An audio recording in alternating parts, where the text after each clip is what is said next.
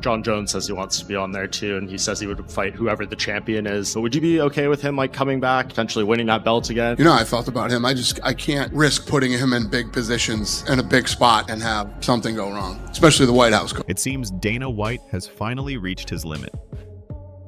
According to the latest reports and insider comments, the UFC president is having serious doubts about including Jon Jones in the promotion's future plans, especially concerning the much-anticipated White House fight card.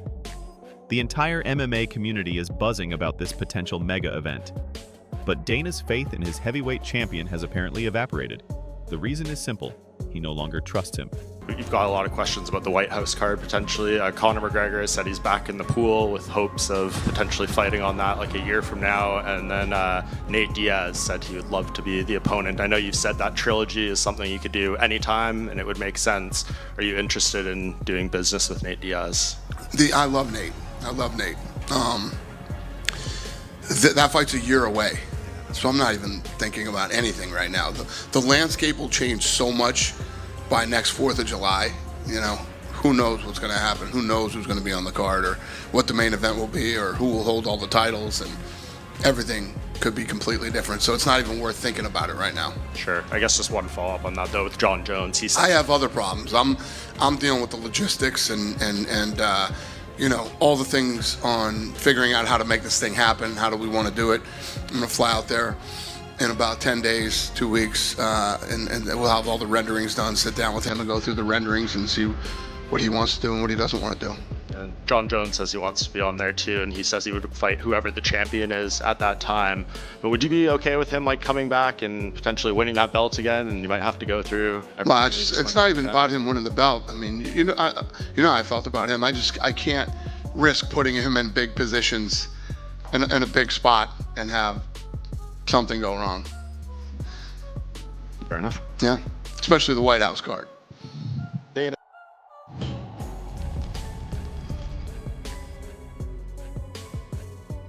Is Jon Jones retired? Is he fighting again? I don't want to say that I'm retired, because fighting is in my blood. Right now, I could really care less about fighting. I've been doing it my whole life at a very high level. When the itch comes back, and if it comes back, then I'll do it with my whole heart. I'll do it to the best of my abilities. I was retired. I felt like I was at a place where I've done it all in the MMA space, and felt like there wasn't too many more challenges for me, and I just wanted to do something more than championships and money. And Donald Trump mentioned that he wanted to have a fight at the White House Garden, you know, and that just seems like such a huge opportunity. I'm a very proud American. I have a lot of close friends that are in the military, and this is my act of I can't call it service, but just to be able to entertain the country and the world at this level at the White House, it just means the world to me. So I'm back. So they've announced this White House UFC fight. Can we expect to see you on the card?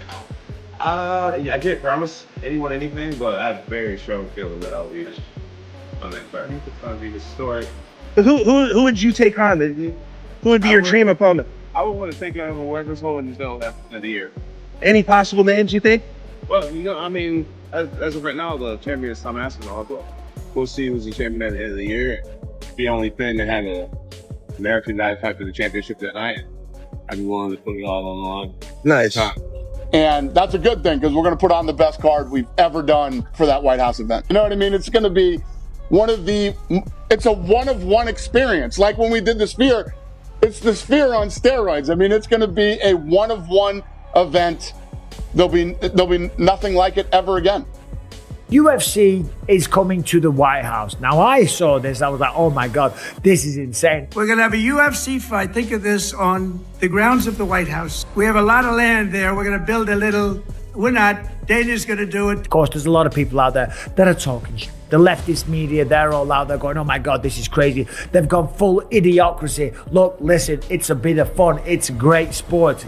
Donald Trump loves it, and he's loved the UFC for years. And I'll tell you what. When you're organizing what could be the single greatest card in the history of the UFC, a presidential-level, once-in-a-generation event at the White House, you cannot afford to gamble on someone who has left you in a bind before. And that is precisely the situation Dana finds himself in with Jon Jones. We can't forget what happened.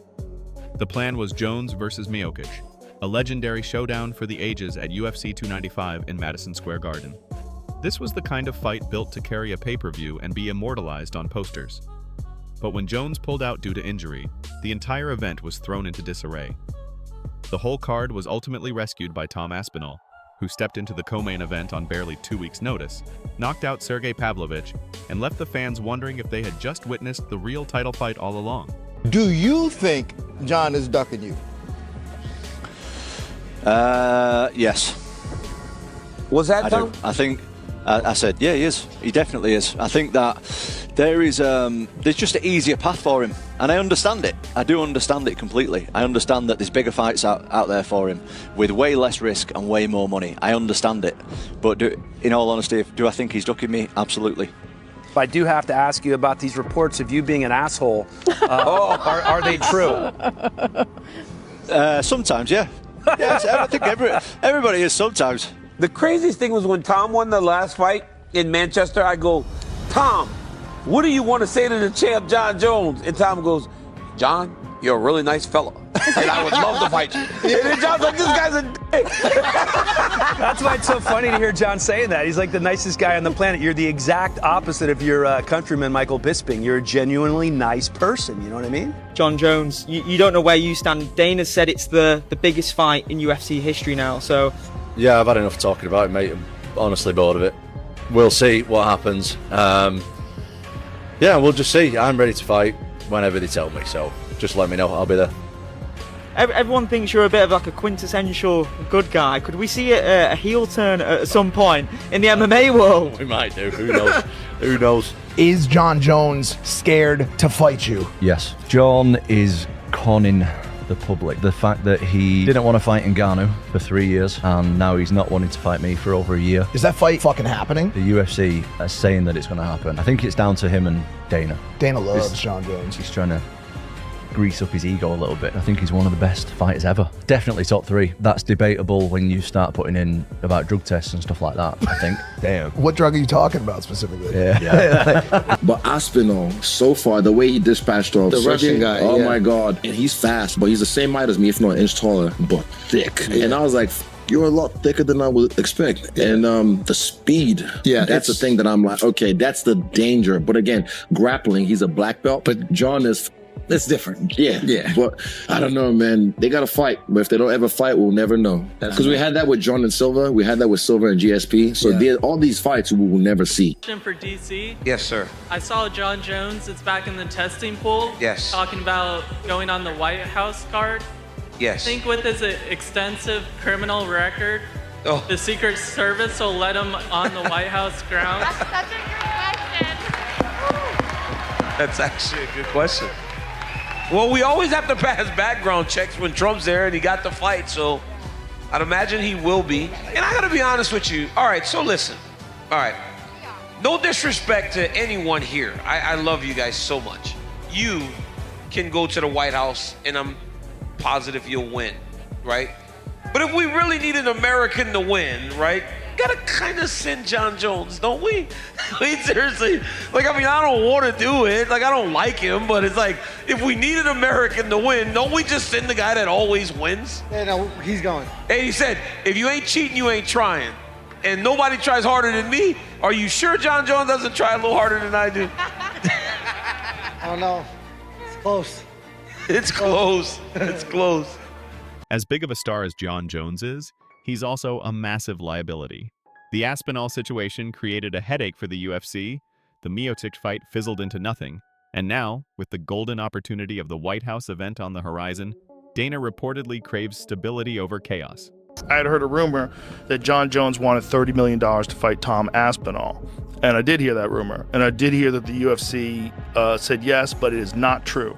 So Dana contacted me, said that rumor's bullshit.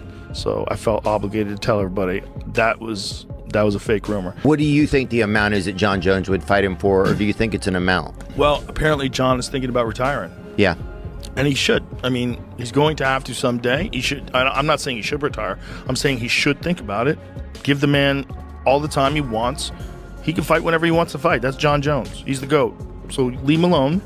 If he decides one day to come back, and he comes back and he wants to fight Tom Aspinall for the the heavyweight title. The question is, like, how long are you allowed to hold on to the title before they start having that conversation? Now, he just knocked out Stipe Miocic, so give the man months. Give the man 5 or 6 months. Just leave him the fuck alone.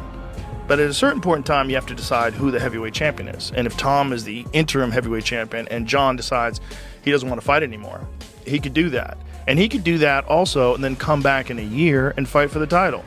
He could do that. Like, he could do whatever he wants. Do you think the Aspinall-Jones fight happens?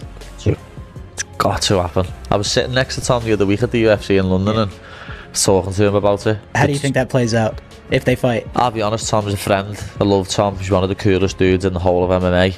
Even though Jones is getting old, I just can't pick against Jon Jones. The one thing I do think Jon Jones has got the best in the world and the best ever is his fight IQ. He has a perfect game plan to beat that person. As much as I love Tom and I want Tom to win, I couldn't pick against Jon Jones. It's just something I couldn't do.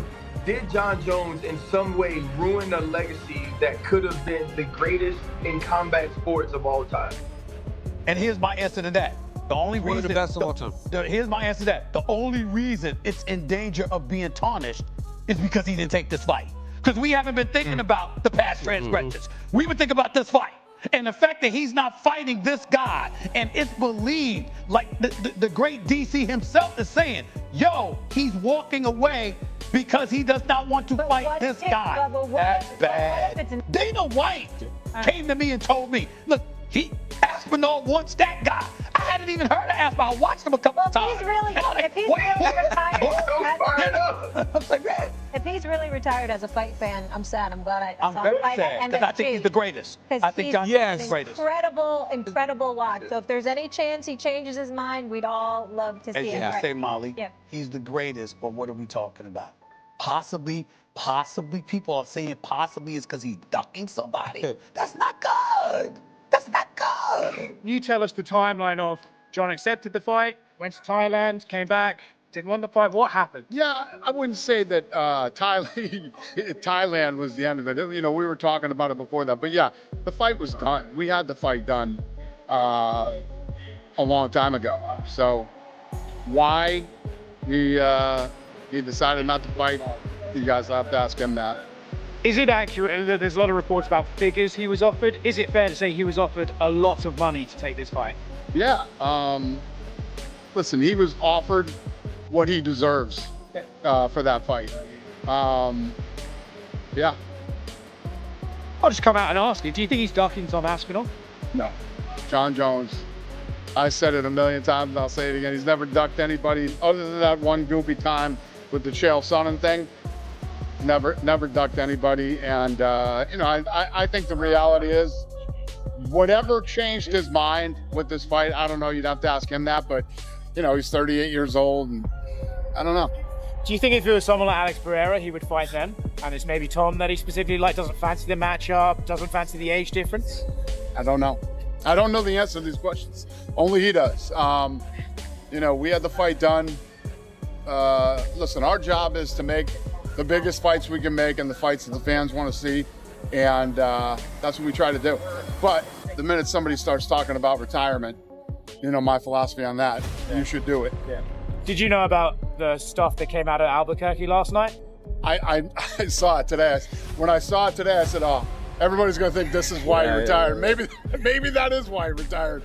Who the hell knows, man? But yeah, I don't know. These are all questions you got to ask him. Yeah. We had the fight done. You know, you saw me talking about it very confidently that this fight was going to happen. And then he changed his mind. Yeah. Two more quick ones for me. So for Tom Aspinall now, he's the heavyweight champion of the world.